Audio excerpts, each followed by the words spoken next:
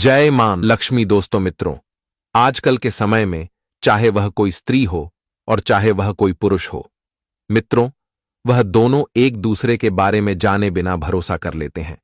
मित्रों, आज के कलयुग के समय में हर एक स्त्री को किसी न किसी पुरुष से प्यार हो जाता है और मित्रों, हर एक पुरुष को किसी न किसी स्त्री से प्यार हो जाता है।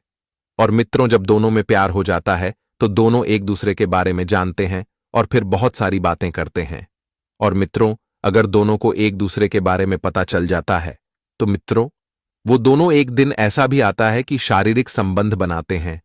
मित्रों, आज की इस वीडियो में हम आपको एक ऐसी स्त्री के बारे में बताएंगे जिसके ऊपर आपको अपने पूरे जीवन में भरोसा नहीं करना चाहिए, क्योंकि अगर आप उसके ऊपर भरोसा कर लिया और उसके पीछे पड़ गए हैं तो आपके पूरे कुल का नाश हो जाएगा। मित्रों, इसी वीडियो में हम आपको यह भी बताएंगे कि स्त्री का भाग कौन सा अंग है जो रात में बड़ा हो जाता है और दिन में छोटा हो जाता है। परंतु मित्रों, वह कौन सा अंग है जो रात में बड़ा और दिन में छोटा हो जाता है? यह जानने से पहले अगर आप लोगों ने वीडियो को लाइक नहीं किया है तो वीडियो को लाइक कर दीजिए और लाइक करने के बाद हमारे इस यूट्यूब चैनल को सब्सक्राइब कर लीजिए और साथ में ही बाजू में जो बेल नोटिफिकेशन है उसे ऑल पर सिलेक्ट कर दीजिए। और मित्रों, कमेंट बॉक्स में जाना और जय माता लक्ष्मी जरूर कमेंट कर देना। और आप सभी अगर हमारी वीडियो को रोजाना देखते हैं तो मित्रों, आप सभी कमेंट बॉक्स में अपना अपना नाम भी लिखकर कमेंट जरूर से जरूर कमेंट कर देना। तो मित्रों, आज की इस वीडियो में आप सभी को एक बहुत ही बढ़िया ज्ञानवर्धक सीख देने वाले हैं। तो मित्रों, मेरी आप सभी से आग्रह है कि वीडियो को शुरू से लेकर अंत तक पूरा अवश्य देखना, क्योंकि मित्रों, आपको तो पता ही होगा कि जिस व्यक्ति के पास आधा अधूरा ज्ञान रहता है वह बहुत ज्यादा फड़फड़ाता है और अपने जीवन में कुछ भी नहीं कर पाता, और जिस व्यक्ति के पास संपूर्ण ज्ञान रहता है वह शांत रहकर एक बहुत बड़ी मंजिल हासिल करता है। तो मित्रों, यही कारण है कि आप सभी को वीडियो को शुरू से लेकर अंत तक जरूर से जरूर देखना होगा। तो मित्रों, चलिए अब मैं आपका ज्यादा समय नष्ट न करते हुए कथा को आगे सुनाता हूं। मित्रों, एक बार की बात है, गरुड़देव आकाश मार्ग से होते हुए पृथ्वीलोक पर भ्रमण कर रहे थे। तभी उन्होंने देखा कि रात होते ही एक स्त्री अपने पति को सुलाकर वह अंधेरी रात में एक पुरुष से मिलने जाती है और उस पुरुष से मिलकर भोग विलास करती है। और वे दोनों को गरुड़देव यह सब भोग विलास करता देखकर गुरुदेव के मन में कुछ प्रश्न जन्म लेने लगे और गरुड़देव जी सोचने लगे कि एक स्त्री का विवाह हो जाने के बाद वह किसी अन्य पुरुष के साथ भोग विलास कैसे कर सकती है। जो स्त्री अपने पति के लिए करवा चौथ जैसे साधारण व्रत रखती है, उसकी लंबी आयु के लिए भगवान से विनती करती है, वह स्त्री दूसरे पुरुष के साथ कैसे भोग विलास व शारीरिक संबंध कैसे बना सकती है? यह प्रश्न गरुड़देव को बहुत ही ज्यादा परेशान कर रहा था और इस प्रश्न का उत्तर जानने के लिए गरुड़देव इधर उधर भटकते रहे। उनको इधर उधर भटकने के बाद भी इस प्रश्न का उत्तर नहीं मिल पा रहा था। तब गरुड़देव जी ने सोचा कि मुझे इस प्रश्न का उत्तर देवों के देव महादेव ही बता सकते हैं। तब मित्रों, गरुड़देव महादेव के बारे में सोचकर वह अंतरिक्ष मार्ग से होते हुए कैलाश पर्वत पर पधारते हैं और देखते हैं कि शिवजी ध्यान मुद्रा में बैठे हुए हैं। तभी भगवान शिवजी को आभास होता है कि उनके पास कोई प्रकट हुआ है। तभी भगवान शिव अपनी आंखें खोलते हैं और अपने सामने गरुड़देव को देखकर उनके चेहरे पर एक अजीब सी मुस्कान आ जाती है। और फिर भगवान शिव आगे कहते हैं, हे गरुड़देव, कैलाश पर्वत पर आपका स्वागत है। तब गरुड़देव भगवान शिव को प्रणाम करते हैं और प्रणाम करने के बाद उनका चेहरा शर्मिंदगी से झुक जाता है। तभी भगवान शिव जी कहते हैं, हे गरुड़देव, आप इतना उदास क्यों प्रतीत हो रहे हैं? हे गरुड़देव, आज आप अचानक से कैलाश पर्वत पर किस प्रयोजन से पधारे हैं? तब गरुड़देव जी कहते हैं, हे प्रभु, आज जब मैं पृथ्वी लोक पर भ्रमण कर रहा था तब मैंने देखा कि एक पतिव्रता स्त्री रात में उठकर किसी अन्य पुरुष को मिलने जाती है और उसके साथ भोग विलास करती है। हे प्रभु, यह सब अपने आंखों से यह दृश्य देखकर मेरे मन में कुछ प्रश्नों ने जन्म लिया है। हे प्रभु, इन प्रश्नों के उत्तर मुझे कहीं भी नहीं मिल पा रहे थे। तब मैंने आपका स्मरण किया और मैं इस प्रश्न का उत्तर जानने के लिए आपके पास आ गया। गरुड़देव जी की बात सुनकर भगवान शिव जी कहते हैं, हे गरुड़देव, आपके मन में जो भी प्रश्न है वह प्रश्न आप निसंकोच होकर पूछ लीजिए। मैं तुम्हारे उस प्रश्न का उत्तर देने के लिए तैयार हूं। तब गरुड़देव जी भगवान शिव से वह प्रश्न पूछते हुए कहते हैं कि हे प्रभु, जो स्त्री अपने पति के लिए करवा चौथ का व्रत रखती है, उसकी लंबी आयु के लिए इतना कठिन व्रत रखती है, वह स्त्री अपने पुरुष के होते हुए भी वह अन्य पुरुष के साथ क्यों समागम करती है? हे प्रभु, वह अपने पति को इतना बड़ा धोखा क्यों देती है? और हे प्रभु, जो अपने पति को धोखा देती है, उसे कौन सा पाप लगता है? और हे प्रभु, स्त्री का वह कौन सा अंग है जो रात में बड़ा हो जाता है? हे प्रभु, आप मेरे प्रश्न का उत्तर देकर मुझे संतुष्ट करें। आगे भगवान शिव जी कहते हैं, हे गरुड़देव, आज आपने यह प्रश्न पूछकर समस्त मानव जाति का कल्याण किया है। हे गरुड़देव, आज का यह जो प्रश्न है, यह प्रश्न समस्त मानव का है। हे गरुड़देव, मैं आपको इस प्रश्न का उत्तर मैं एक कथा सुनाकर देने वाला हूं। तो हे गरुड़देव, इस कथा के माध्यम से तुमको इस प्रश्न का उत्तर मिल जाएगा। आगे भगवान शिव जी कहते हैं, हे गुरुदेव, इस प्रश्न का उत्तर जानने के लिए जो मैं आपको कथा सुनाने जा रहा हूं, इस कथा को तुमको पूरे ध्यान से शुरू से लेकर अंत तक सुनना होगा, तभी तुमको इस प्रश्न का उत्तर मिल पाएगा। तब गरुड़देव जी कहते हैं, हे प्रभु, मैं इस प्रश्न का उत्तर जानने के लिए कुछ भी करने के लिए तैयार हूं। तो हे प्रभु, आप वह कथा सुनाइए। मैं उस कथा को पूरे ध्यान से और तन मन से इस कथा को शुरू से लेकर अंत तक अवश्य सुनूंगा। आगे गरुड़देव जी कहते हैं, हे प्रभु, आप निश्चिंत होकर मुझे वह कथा सुनाइए। तब भगवान शिव जी गरुड़देव जी से कहते हैं, हे गरुड़देव, एक समय की बात है। किसी नगर में एक व्यापारी और उसकी पत्नी रहा करते थे। उस व्यापारी को शस्त्र विद्या के साथ साथ नक्षत्र विद्या का संपूर्ण ज्ञान था। कुछ दिनों बाद उस व्यापारी के घर में उस व्यापारी की पत्नी ने एक पुत्री को जन्म दिया। उस व्यापारी की पुत्री देखने में बहुत ही ज्यादा सुंदर थी। अब उस व्यापारी ने अपनी की पुत्री की कुंडली देखी तो वह बहुत घबरा गए, परंतु उसने अपनी पत्नी से कुछ भी नहीं बताया, क्योंकि उसकी पत्नी ने हाल में ही प्रसव किया था और वह अपनी पुत्री को जन्म देने के बाद उसे देखकर बहुत प्रसन्न थी। तो वह व्यापारी अपनी पत्नी को ऐसे प्रसन्न देखकर उससे अपनी पुत्री की कुंडली के बारे में नहीं बताया। उस व्यापारी ने अपनी पुत्री का नाम राधिका रख देता है। राधिका अपने माता और पिता की एक लाडली पुत्री बन गई थी और फिर उन तीनों का जीवन हंसी खुशी से बीत रहा था। फिर देखते ही देखते उसे व्यापारी की पुत्री कब विवाह के योग्य हो गई, कुछ पता ही ना चला। अब उस व्यापारी को अपने पुत्र के विवाह की चिंता सताने लगी और वह व्यापारी अपनी पुत्री की जन्म कुंडली देखकर बहुत ही ज्यादा चिंतित हो रहा था। और वह आज जब यही सोच रहा था कि अपनी पुत्री का विवाह कर देना चाहिए, तो इतना ही सोचते ही उसको बहुत ज्यादा घबराहट हुआ, क्योंकि मित्रों, व्यापारी की पुत्री राधिका पुत्र के विवाह की चिंता सताने लगी और वह व्यापारी अपनी पुत्री की जन्म कुंडली देखकर बहुत ही ज्यादा चिंतित हो रहा था। और वह आज जब यही सोच रहा था कि अपनी पुत्री का विवाह कर देना चाहिए, तो इतना ही सोचते ही उसको बहुत ज्यादा घबराहट हुआ, क्योंकि मित्रों, व्यापारी की पुत्री राधिका के जन्म कुंडली में एक बहुत बड़ा दोस्त था।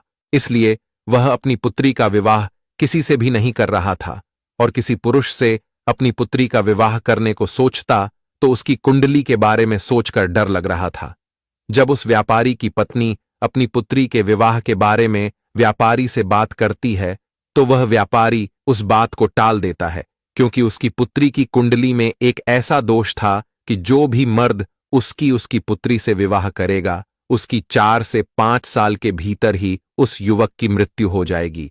इस वजह से व्यापारी ने अपनी पुत्री का विवाह किसी से भी नहीं करना चाहता था और वह अपनी पुत्री के विवाह के बारे में सोचते ही उसको डर लगने लगता है। और मित्रों, उधर उस व्यापारी की पत्नी को कुछ भी नहीं पता होता।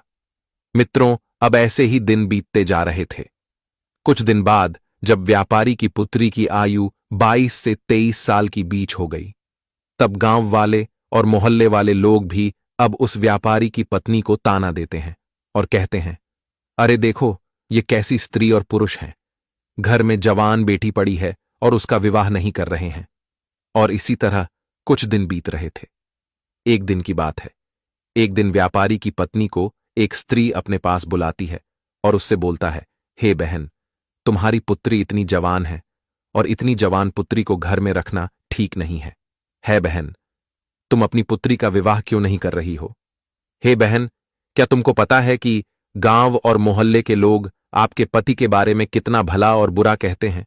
और कहते हैं, देखो, यह कैसा पुरुष है, अपनी जवान बेटी को घर में बैठा रखा है, उसका विवाह नहीं कर रहा है।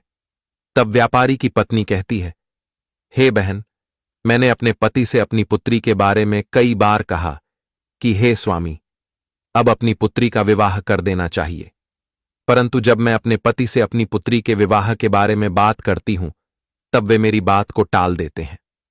बहन, आज मैं फिर से अपनी पुत्री की विवाह की बात अपने पति से एक बार अवश्य करूंगी, और आज मैं अपनी पति की बात नहीं सुनने वाली, और ना ही यह बात, आज मैं अपने पति को यह बात टालने नहीं दूंगी।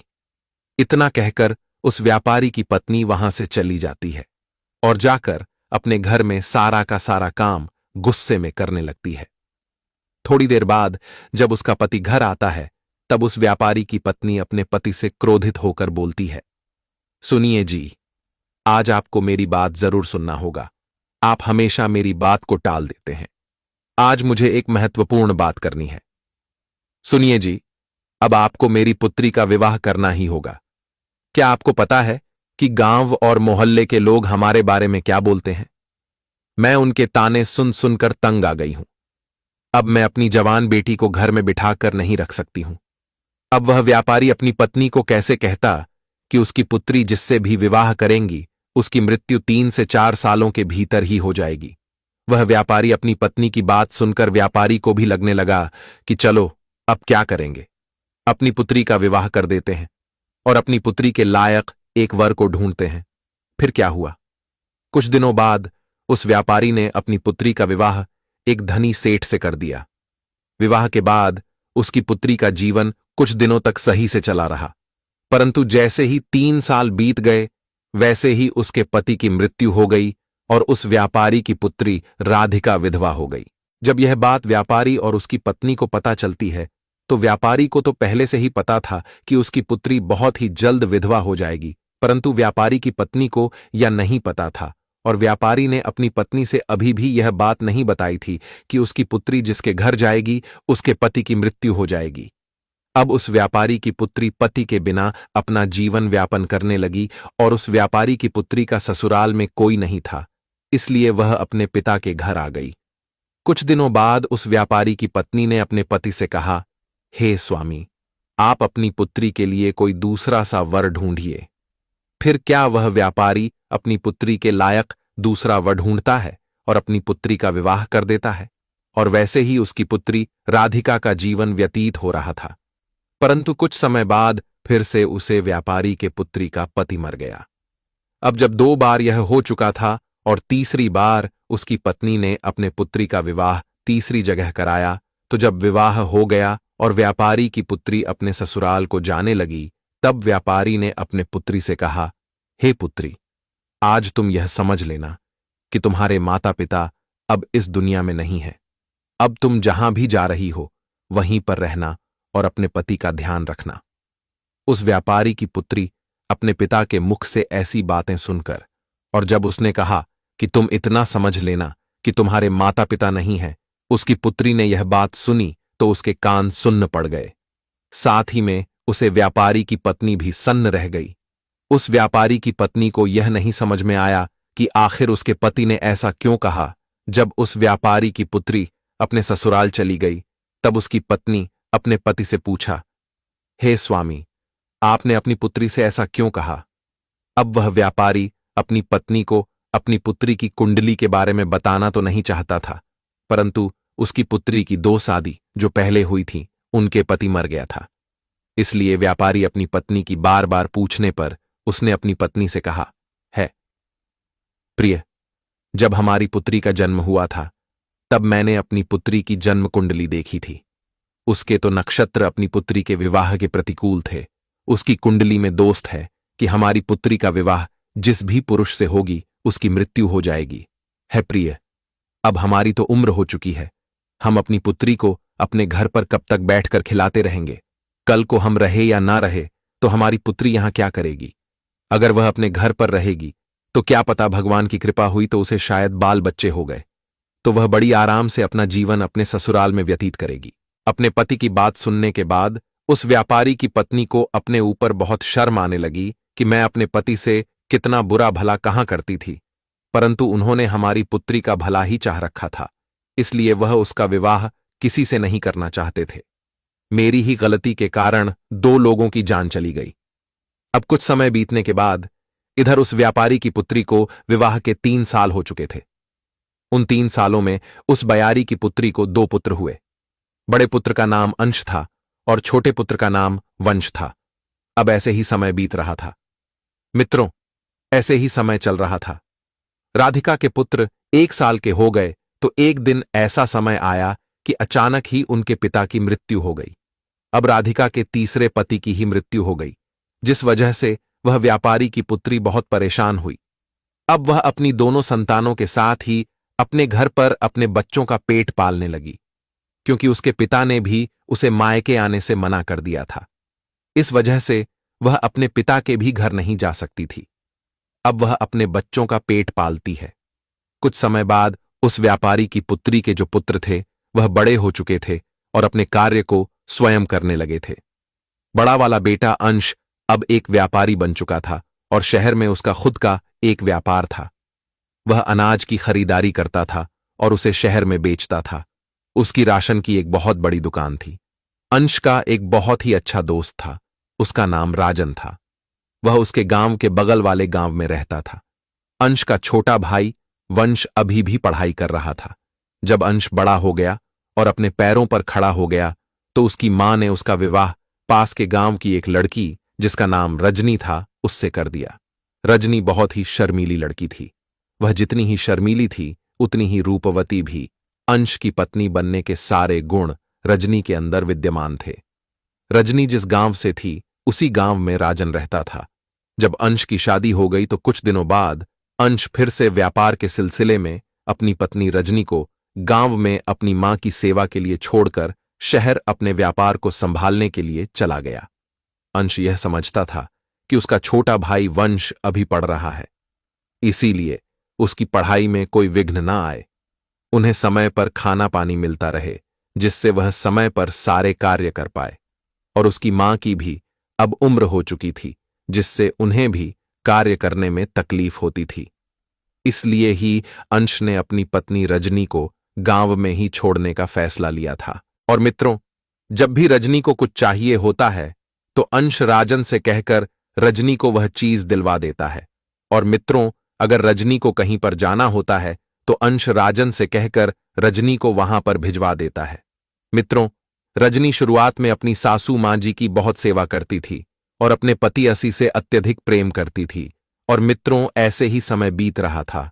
और मित्रों, एक दिन अचानक से राजन अंश के घर आया और उस दिन अंश की पत्नी रजनी घर पर कोई कार्य कर रही थी। तब उसने बाहर से आवाज लगाई कि भाभी कहाँ हो, बाहर आ जाओ, पिताजी की तबीयत बहुत खराब है और पिताजी ने मुझे आपके पास तुरंत भेजा है और वह आपसे मिलना चाहते हैं। जब रजनी ने राजन की इतनी बात सुनी तो भागती हुई राजन के पास पहुंच जाती है। अब इतने में ही रजनी की सासू मां भी आ जाती है। जब वह राजन को बाहर देखती है तो वह राजन के घर आने का कारण पूछती। तब राजन कहता है कि मां जी, रजनी भाभी के पिता की तबीयत बहुत खराब है, उन्होंने अति शीघ्र इन्हें लाने के लिए भेजा है, इसलिए ही मैं यहां आया हूं। जब रजनी की सास ने राजन की बात सुनी तब वह अपनी बहू से कहने लगी, बहू जल्दी जाओ और अपने पिताजी की देखरेख करो। तभी रजनी राजन के साथ उसके मोटरसाइकिल पर बैठकर अपने गांव की ओर चल दी।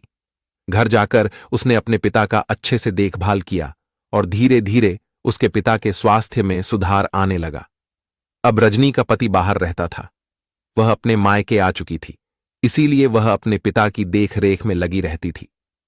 उधर राजन भी रोजाना रजनी के पिता का हाल लेने के लिए रजनी के घर आया करता था। रजनी को राजन के अंदर अब अच्छाई दिखने लगी थी। अब उसे राजन के प्रति लगाव होने लगा। वह मन ही मन राजन से प्रेम कर बैठी। आगे भगवान शिव जी कहते हैं, हे गरुण देव, उधर रजनी का पति शहर में अपना व्यापार कर रहा था और इधर रजनी को अंश के परम मित्र राजन से रजनी को प्यार हो जाता है।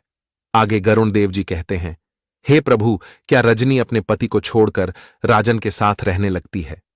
आगे भगवान शिव जी कहते हैं, नहीं गरुण देव, वह राजन अच्छा लड़का नहीं था। वह रजनी राजन के मन के खोट को न जान सकी, क्योंकि राजन एक अय्याशी लड़का था। वह कोई काम भी नहीं करता था, और तो और उसे जुए की बहुत बड़ी लत थी। साथ में वह स्त्रियों के साथ गमन भी करता था। वह अपनी वासना की पूर्ति के लिए वेश्याओं का गमन करता था। रजनी को यह बात पता नहीं थी कि राजन की नजर अब रजनी के ऊपर आ चुकी है। इधर रजनी भी राजन से प्यार करने लगी थी। अब रजनी के पिता ठीक हो गए, लेकिन रजनी तो कुछ अलग ही सोच बैठी थी। राजन रोज रजनी के घर पर आया करता था, इसीलिए रजनी और राजन रोज ही घूमने के लिए जाया करते थे।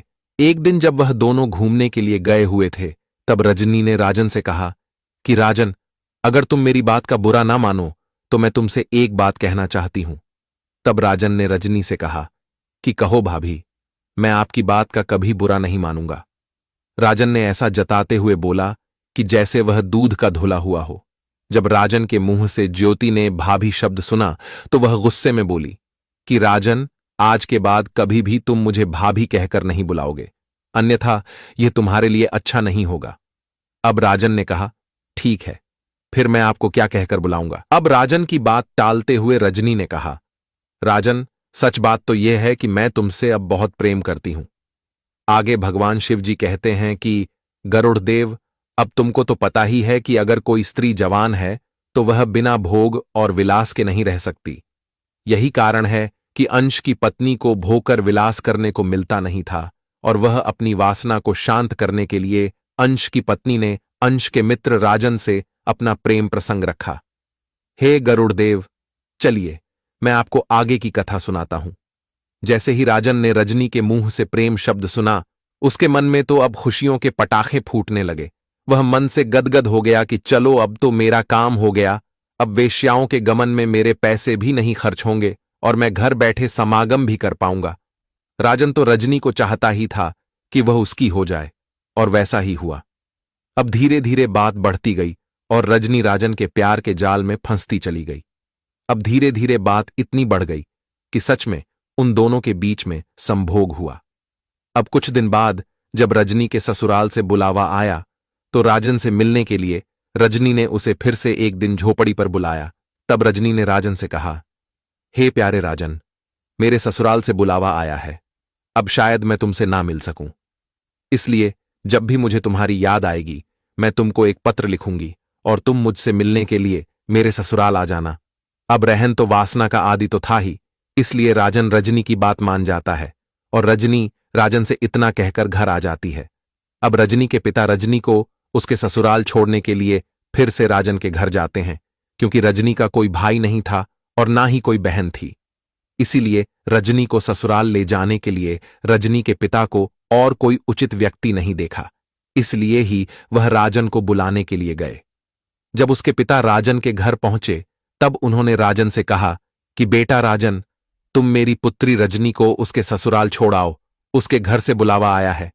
जब राजन ने रजनी के पिता के मुंह से यह बात सुनी तब उसने कहा कि ठीक है पिताजी, मैं रजनी को उसके ससुराल छोड़ दूंगा। अब क्या था, राजन रजनी को उसके ससुराल छोड़ आता है और रजनी अपने ससुराल चली जाती है।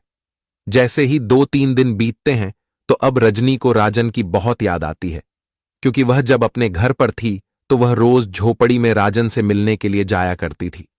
मित्रों, अब वह अपने ससुराल आ चुकी थी और अब राजन से मिल नहीं पाती थी। अंश की पत्नी के अंदर जब काम वासना ने जन्म लिया तो उसे बर्दाश्त नहीं हो रहा था। ऐसे ही कुछ दिन बिताते हैं और अंश की पत्नी की काम वासना ऐसे ही शांत किया करती थी। परंतु मित्रों, आप रजनी को राजन से मिलने का बहुत ही ज्यादा मन करने लगा और अंश की पत्नी वासना की पूर्ति के लिए राजन को पाना चाहती थी। उससे मिलकर एक बार उसके साथ भोग विलास करना चाहती थी, क्योंकि अंश तो अपने घर से दूर शहर में ही रहता था, वहां पर अपना कार्य करता था। मुश्किल से 5 महीने में एक बार अंश अपने घर आता था और 5 से 6 दिनों के बीच ही वह फिर से चला जाता था। एक दिन जब रजनी से रहा नहीं गया तो रजनी ने राजन को एक खत लिखा। रजनी ने उस खत में लिखा कि हे प्यारे राजन, मुझे तुम्हारी बहुत याद आ रही है। मुझे ऐसा लगता है कि मैं अब तुम्हारे बिना नहीं रह सकती, इसलिए आज तुम मुझसे मिलने के लिए मेरे घर पर आ जाओ।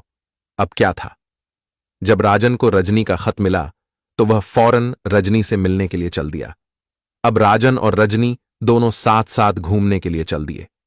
रजनी की सास को यह सब पसंद नहीं आ रहा था कि उसकी बहू किसी पराये पुरुष के साथ ससुराल में ही घूमे, अपने मायके में घूमती तो बात अलग थी, परंतु वह ससुराल में ही किसी पराये पुरुष के साथ घूम रही थी।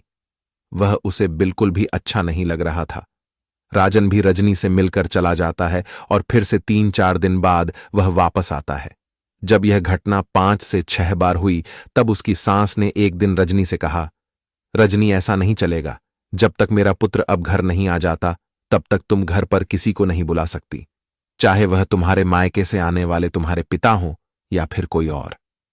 अब रजनी ने जब अपनी सास की इतनी बात सुनी तो वह बहुत क्रोधित हुई, लेकिन वह कुछ ना बोल सकी।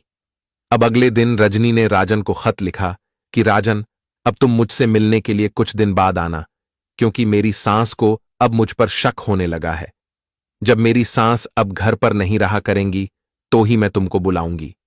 अब उधर राजन अपने आप को रोक नहीं पा रहा था और इधर रजनी भी अपने आप को रोक नहीं पा रही थी।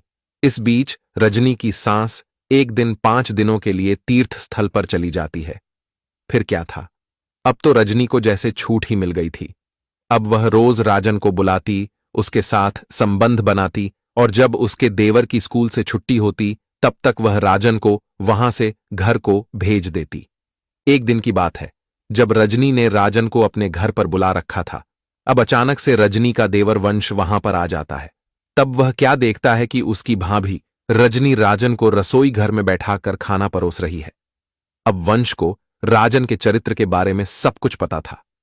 वह जानता था कि राजन किस प्रकार का लड़का है और वह कौन कौन से कार्य करता है।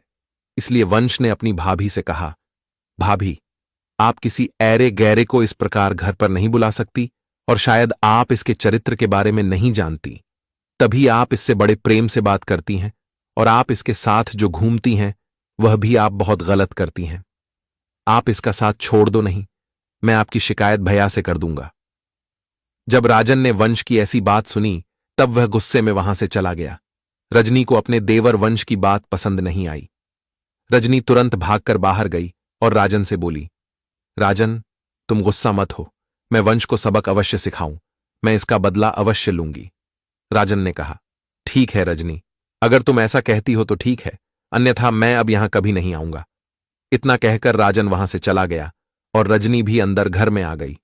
वह सोचने लगी, अगर यह वंश घर पर रहेगा तो जरूर ही मेरे और राजन के बीच के प्यार की रुकावट बनेगा। मैं एक काम करती हूं, इस वंश को जहर देकर मार देती हूं, तब हमारे बीच की रुकावट और कोई नहीं बनेगा।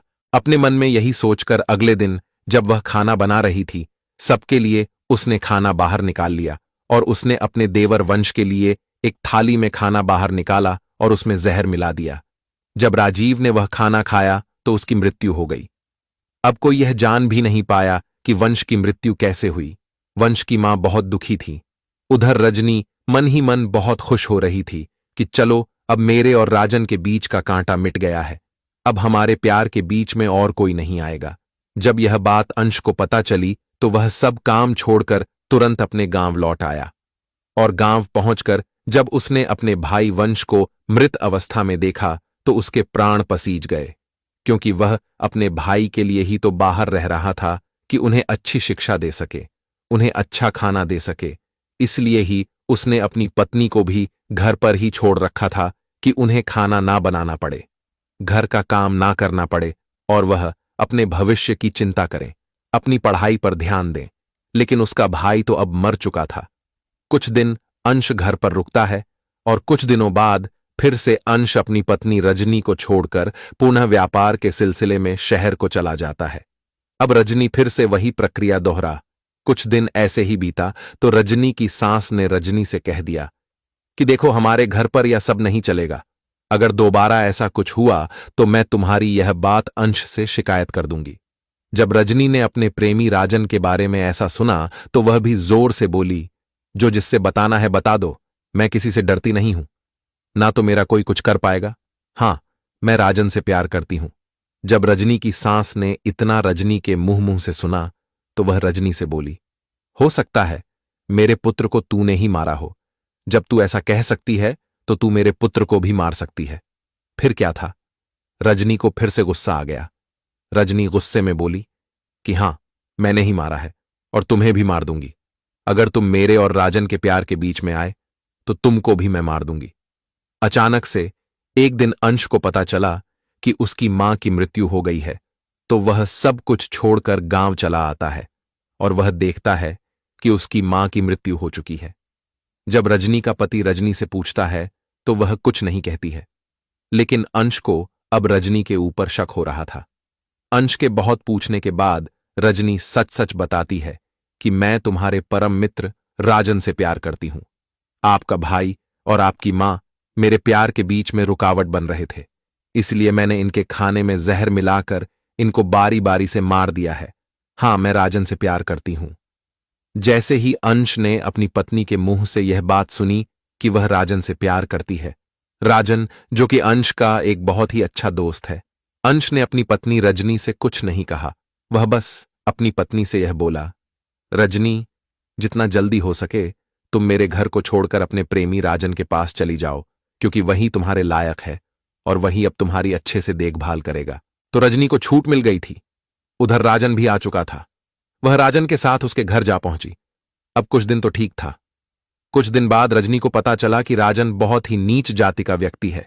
वह पराई औरतों पर अपनी गंदी नजर रखता है और उसके यहां बकरी का एक तबेला है। वह बकरी भी चराता है। अब तो रजनी अपने प्रेमी राजन के साथ बकरी चराने लगी और अपने भाग्य को कोसने लगी। यह कहां मैं फंस गई, कहां मैं एक रानी की तरह अपना जीवन व्यतीत कर रही थी और कहां वासना के चक्कर में फंसकर अब मैंने अपना जीवन को अधेड़ कर लिया है। अब मेरा बुढ़ापा कैसे कटेगा? यही सोच सोचकर रजनी ने तो अपना माथा पीट लिया। उधर अंश ने एक अच्छी सी स्त्री को देखकर अपना विवाह कर लिया और दोनों साथ साथ रहने लगे। इधर रजनी का समर के साथ बुरा हाल था। वह अपने भाग्य को कोस रही थी कि उसने यदि अंश को धोखा ना दिया होता तो आज वह भी एक रानी की तरह राज करती।